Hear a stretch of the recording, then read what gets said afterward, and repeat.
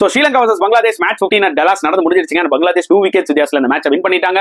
And toss win பண்ணி bowling எடுத்தாங்க Bangladesh. And Sri Lanka 124 for 9 அடிச்சாங்க 20 ஓவர்ஸ்ல.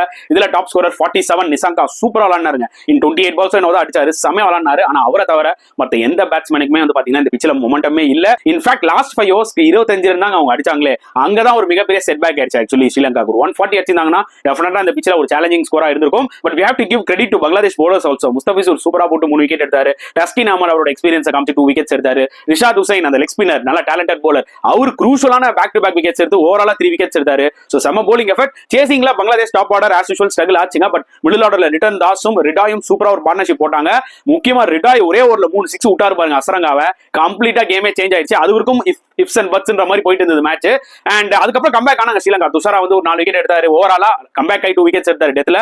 பட் மஹமதுல்லா அவரோட எக்ஸ்பீரியன்ஸை காமிச்சு சேஃபா கரை சேர்த்துட்டாரு பங்களாதேஷ் தான் சொல்ல முடியும். உங்களோட கருத்துக்கள் என்னன்றத கமெண்ட் செக்ஷன்ல போடுங்க.